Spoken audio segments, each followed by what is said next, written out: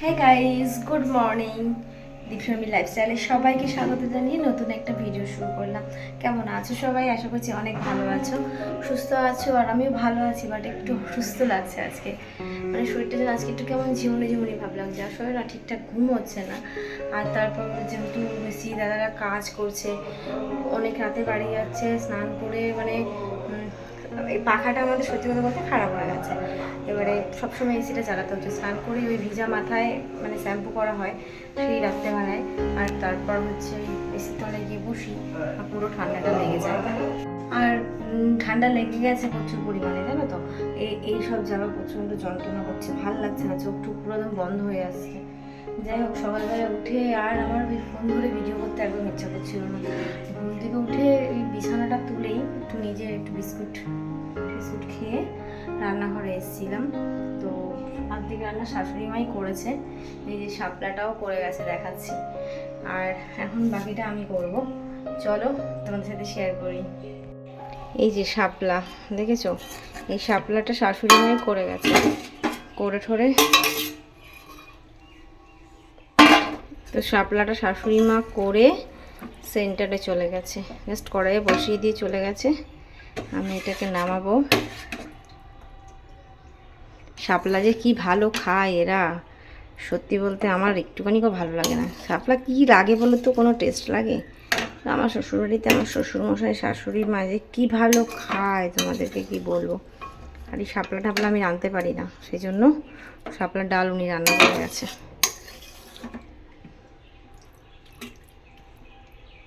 ইস, কড়াইটাকে কি পড়েছে দেখো, কড়াই মেজে নিয়ে রান্না করতে হবে।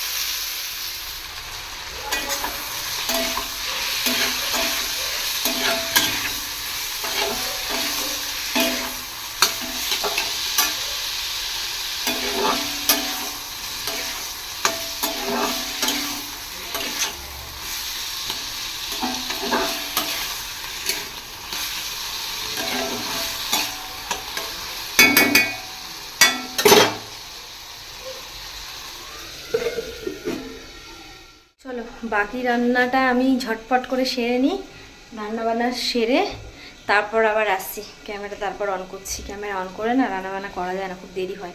আর রান্নাঘরে প্রচণ্ড মশা হয়েছে, খুব কামড়াচ্ছে। চলো রান্নাবান্না সেরে তারপর আসছি, সঙ্গে থাকো।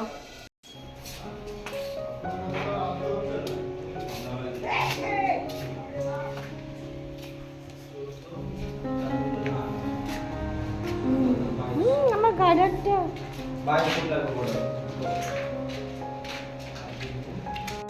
তোমাদের আগের ভিডিওতে দেখিয়েছিলাম যে গতকাল মানে আজকে যে ভিডিওটা করছি তার আগের দিন আমাদের বাথরুমের টাইলসগুলো বসানো হয়েছিল। আর আজকে হচ্ছে বসানো হবে আমাদের এই রুমের টাইলসগুলো। তো রুমে টাইলস বসানোর জন্য কিছু জিনিসপত্র লাগবে, সেগুলো আর কি মিস্ত্রি দাদা তোমাদের দাদাভাইকে বলে দিচ্ছিল, আর সেগুলো আনার জন্য তোমাদের দাদাভাই লিস্ট করে নিচ্ছিল।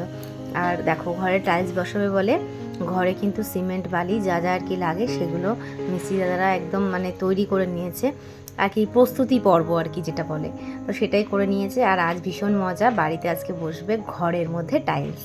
তো বন্ধুরা চলো রান্নাবান্না শেয়ার করি, কী কী রান্না হলো চলো। দেখো রান্না হয়েছে ভাত, সকালে খাওয়া হয়েছে সেই জন্য আর্ধেক আর্ধেক। ভাতের সাথে পেঁপে সিদ্ধ দেওয়া হয়েছে,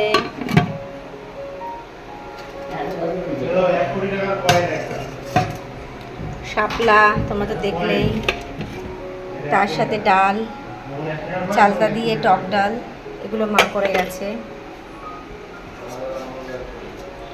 আর এই যে আমি করেছি আলু ভাজা, হ্যাঁ, আর এটা হচ্ছে মাছের ঝোল, কি মাছ বলতে পারবো না। তো এই হচ্ছে আজকের রান্নাবান্না। আর এইদিকে এই যে রান্নাঘরের অবস্থা ছড়ানো ছিটানো আছে, চলো ঝটপট করে পরিষ্কার করে তারপর আসছি। তো এই যে আমার রান্নাঘর পরিষ্কার করা হয়ে গেছে, গ্যাস মোছা কমপ্লিট, এই যে বাসন টাসন মেজে সব কমপ্লিট হয়ে গেছে। এখন একটু মিস্ত্রি দাদাদের জন্য একটু চা বানাবো, আর ভাবছি আমি একটু নুন চিনি জল করে খাবো। শরীরটা না আজকে খুব খারাপ লাগছে, যেন প্রচণ্ড উইক লাগছে, আর আমি ভাবছি একটুখানি নুন চিনির জল করে খাবো। দেখেছো কীরকম লাগছে, শরীরটা খুবই খারাপ লাগছে, প্রচণ্ড উইক লাগছে। অ্যাকচুয়ালি আমি যদি প্রত্যেক দিন নুন চিনির জল করে খেতে পারি তাহলে আমি ভালো থাকবো। এইসব জায়গা খুব যন্ত্রণা হচ্ছে। আসলে কী বলতো, আমার শরীরে গ্লুকোজটা কম, গ্লুকোজের মাত্রাটা খুবই কম, তোমাদের তো বলেছি। সেই কারণে আমার প্রচণ্ড এরকম উইক ফিল হয়, নুন চিনির জলটা আমার খেতে লাগে। ভাবছি খাই, শরীরটা খুব খারাপ লাগছে। চলো মিস্ত্রি দাদার জন্য চা বানাতে হবে, চাটা করে নিয়ে যাই। চলো।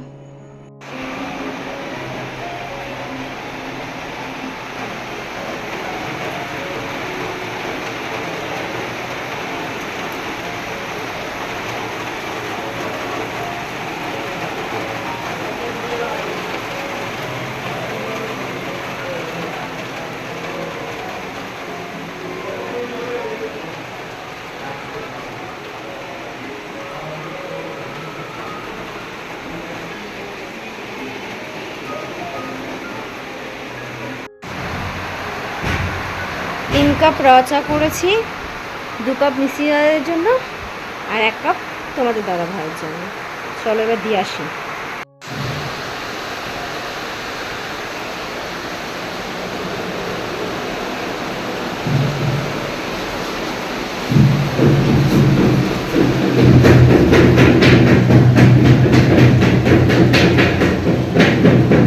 না তোমারটা নিয়ে নাও।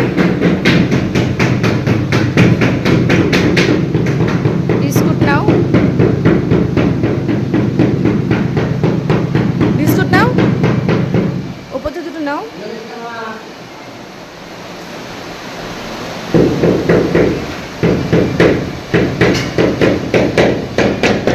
নাও ভাই, চাটা ধরো।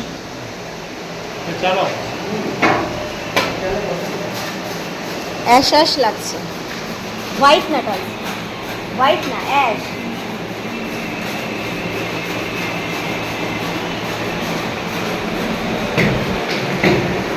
বলতে পারো আজ ছোটোবেলার একটা স্বপ্ন পূরণ হচ্ছে। মানে ছোটোবেলা থেকেই না আমার শখ ছিল যে আমার সুন্দর একটা ঘর হবে, যেটা আমি খুব সুন্দরভাবে সাজিয়ে গুজিয়ে রাখবো। আর আজকে কিন্তু এই স্বপ্নটা পূরণ হতে চলেছে। Hi everyone, good evening. তো এই দুপুরের পরেই আসলাম, আমার স্নান হয়ে গেছে, মিস্ত্রি দাদারা যায়নি, তার আগেই আমি ঘর বাড়িগুলো মুছে ফেলেছি। বাট মুছলে কী হবে, দেখো সব বাড়ি যাচ্ছে, তাই অবস্থা করে দিয়েছে। যাই হোক, আর একবার ঝাড় দিয়ে নেবো, মুছবো আর না, কারণ কালকে সকালে আবার আসবে, আবার নোংরা হবে। তো মিস্ত্রি দাদারা এই মাত্র জাস্ট গেল। তো আসো তোমাদের সঙ্গে শেয়ার করি আমাদের ঘরের কাজ। চলো।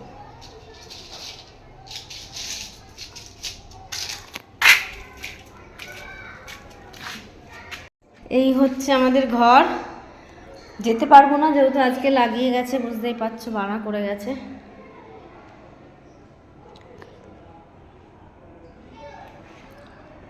কেমন লাগছে গাইস আমাদের ঘরের এই টাইলসটা কেমন লাগছে সেটা তোমরা কমেন্টে জানিও। টাইলসটা কিন্তু চুজ করেছে তোমাদের দাদা ভাই।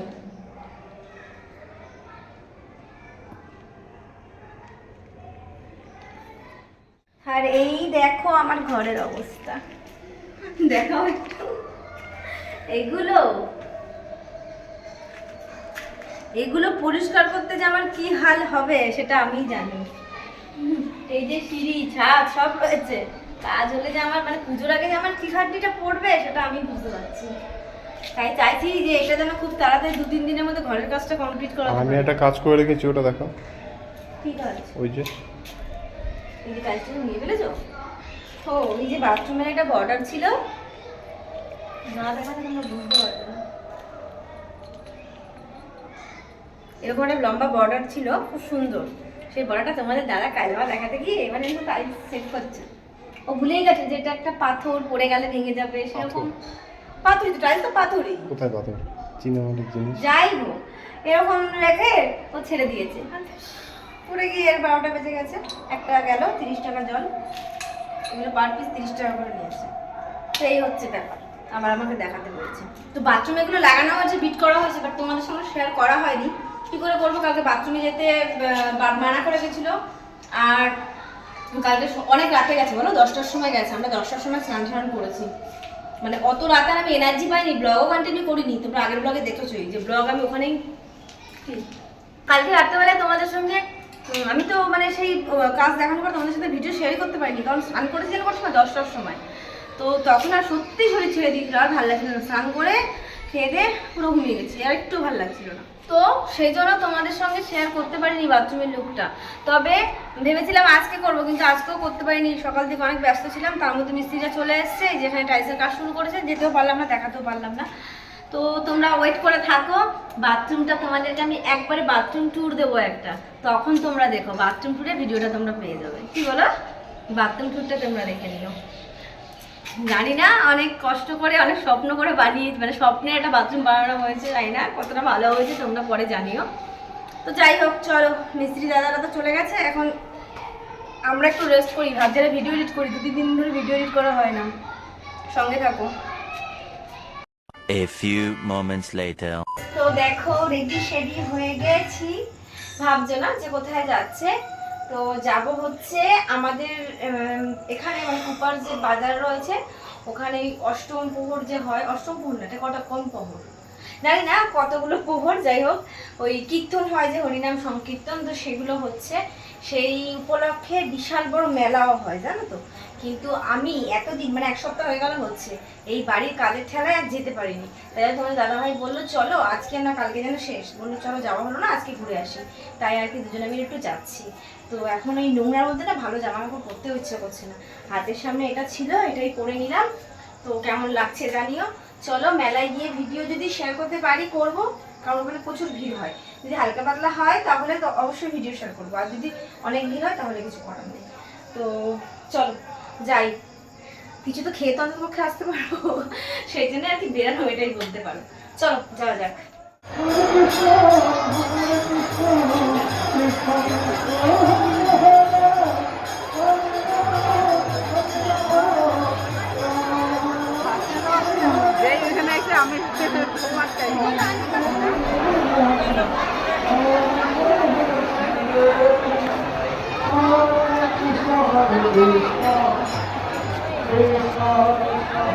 এখানে না প্রত্যেক বছর না হলেও মানে 10 দিন তো হয়, আর আমরা এখানে না হলেও 5 দিন তো আসি।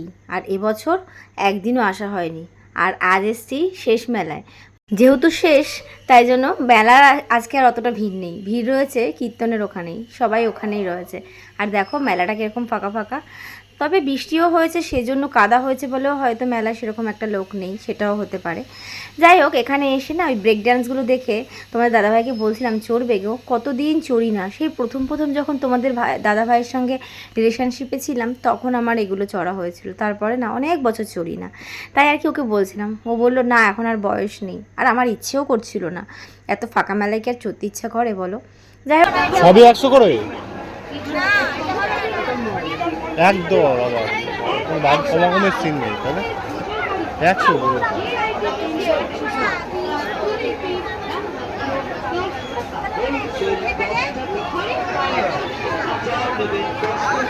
কোথায় লেখা 100? আমি শুনলাম 100, বললো না তার জন্য। আরে আগে বসতো না সেই 100 করে।